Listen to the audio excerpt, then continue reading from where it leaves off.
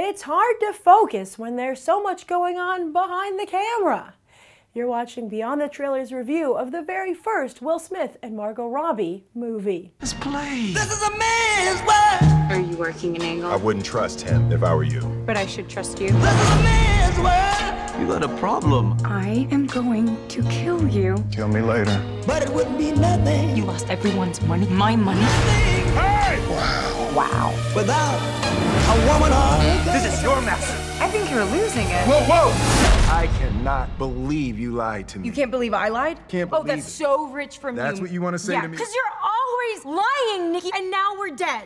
First, there was Elizabeth Taylor and Richard Burton. Then, Angelina Jolie and Brad Pitt. Two tabloid power couples born first out of rumor on the sets of Cleopatra and Mr. and Mrs. Smith respectively, only to be later confirmed as fact and become some of Hollywood's most famous, or is that infamous, lovers. Are Margot Robbie and Will Smith next? Some rather friendly photo booth pics hit the internet a few months ago, sparking rumors that Robbie and Smith's insane chemistry was unable to be contained by the screen. And of course there was the open marriage that Will and Jada often bragged about to the press. But with a tabloid storm bearing down, Jada clarified that it wasn't so much an open marriage, but a trusting marriage. Meanwhile, Will has assured the press that Jada isn't threatened by Robbie. In fact, she's more concerned about her man looking just as good as Robbie in their sex scenes. Yet with all this explaining, how does one explain Will Smith and Margot Robbie teaming up again almost immediately for Suicide Squad, where they'll again play lovers? Perhaps Warner Brothers, the studio behind both Focus and Suicide Squad, has simply seen how potent the chemistry is between the duo and wants to bring that heat to their DC brand. And maybe, just maybe, all these rumors are also good for business. But tabloid fodder or not, the Smith-Robbie romance, real or not, is a very important step for Hollywood. Since its inception, Hollywood has treated interracial couples, especially where the man is the one who's not white, as something sensational. They acknowledged it existed, yet it wasn't identified as the norm or as an easy life. Take To Kill a Mockingbird in 1962, Guess Who's Coming to Dinner in 1967, Jungle Fever in 1991. Yet even Shakespeare wrote about such romance with Othello. Sure, it didn't end well, but it didn't end well for Romeo and Juliet either. However, today, in 2015, a recent Gallup poll discovered that overall, 87% of Americans approve of interracial relationships. Is this the perfect time for an interracial Bonnie and Clyde in Focus? Or an interracial tabloid power couple like Robbie and Smith? If so, that means Hollywood will have come a long way from Denzel Washington, one of the biggest stars of his generation, avoiding interracial romance so as not to offend audiences, white or black. Yet didn't Denzel just recently romance Kelly Riley in 2012's Flight? And it certainly didn't hurt Flight's box office numbers. In fact, Focus, starring Smith at perhaps the lowest point in his career, an untested Robbie, plus written and directed by the team behind I Love You, Philip Morris and Crazy Stupid Love, would kill for those box office numbers. So I've got good news and bad news. The good news is that I now feel very good about Suicide Squad, thanks to both stellar turns and amazing chemistry between Will Smith and Margot Robbie. But the bad news is that this movie, Focus, is sadly half-baked. And I say half-baked because only the first half of the movie is good. But thankfully, the first half of the movie is not just good, it's amazingly good. I mean, we're talking about your standard Hollywood grifter movie, perfectly executed, but yet there's a layer on top of that of diversity with the way it's cast that therefore makes it seem fresh. And what I mean is that you have actors here playing roles that Hollywood normally would never let them play. And then across the board, they nail it, to the point where when you're watching the movie, you're like, see Hollywood, see what you're missing by being stereotypical in the way you cast ethnicities? And I have to say, nobody is more wonderful and tragic to behold than B.D. Wong.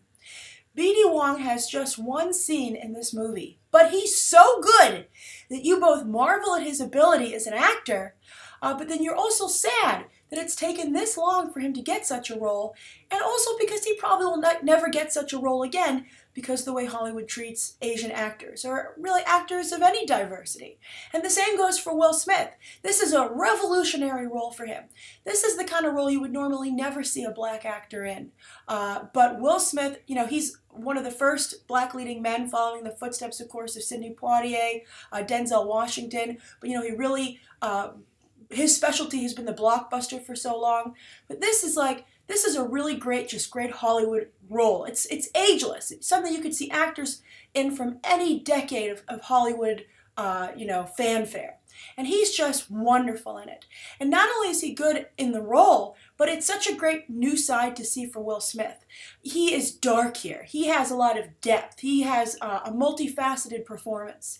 He's so good that while I originally wasn't excited about him in the role of Deadshot, as you might recall, because, you know, I didn't want to change the ethnicity of that character because the character had just gotten back up, you know, in the forefront of things, and finally become popular again, to the point where I felt he was becoming a little bit more well-known and didn't need a tweak like that. But now I have to say, now that I've seen what Will Smith has done here playing a criminal in this film, I'm now very excited to see him as Deadshot, and I think he could do something really great there. So, loved him. As for Margot Robbie, I really liked her in the first half of the movie. And she comes across as a very smart, intelligent character, and I think that what impressed me the most is that she and Smith come across as equals, which is rare in any Hollywood movie of a pairing of a man and a woman. Often one is dominant, usually the man. But I like that they seem to be operating on the same plane. So the other thing also that I liked about the movie is the way it was shot. It's very sophisticated. It doesn't seem shallow, even though it's beautiful. The actors are beautiful. The sets are beautiful. And the writing, I think, to some degree is beautiful. It's just a pretty movie. So it kind of looks like a GQ editorial shoot, but yet with some Michael Mann qualities layered in there. So what's the problem, right? It sounds like a great movie. Well, then again, as I said, there's that problematic second half. So basically, New Orleans, fantastic. Buenos Aires, not fantastic. And the problem is that while you think the movie's going to evolve and the story's going to go somewhere and the characters are going to have arcs, ultimately you discover that this is just like on repeat. And it's basically the first half of the movie all over again. The same kind of setup, the characters don't evolve. And tragically, the con they're pulling in the second half just isn't as fun as the con in the first half. My other problem, and I don't want to spoil the ending, but let me just say that the first half kind of set up in the advertising as well that we were getting like a grifter Bonnie and Clyde here with Smith and Robbie. But that very much turns out not to be the case. And again, I don't want to ruin it, but let's just say that at the end of the movie, because of the choices that were made, I lost all interest in not only the film, but the two lead characters. I was like, man, you are not as cool as I had hoped you would be. But I still think that this movie's worth seeing. The other flaw that I have to point out, though, also, is that the grifting that they show going on here is so, widespread, I guess is the right word. So widespread that you're like, no way would somebody not notice this was going on. Because it's in such close proximity and such a close time frame. People would notice this kind of larceny. And the fact that the movie says like, oh no you don't, I just found a little bit far-fetched. I know movies are make-believe, but it's a very fine line between pushing things just enough to make them fantastic enough for the silver screen, and then, jumping the shark to where the audience is like, whoa, wait a minute, I can't turn my brain off that much. But again, I do think this movie is worth seeing because of the first half. It's so good. But just keep your expectations low and realize that the second half of the movie isn't able to deliver on the promises made in the first half. But again, also very excited for Suicide Squad as a result. And I can see why a Warner Brothers executive watching this film would say, I want to sign these two up for DC. Let's put them in Suicide Squad. And I'm curious to hear if you guys feel the same way. All right, thank you so much for tuning into my review. I look forward to discussing the movie with you in the comments down below.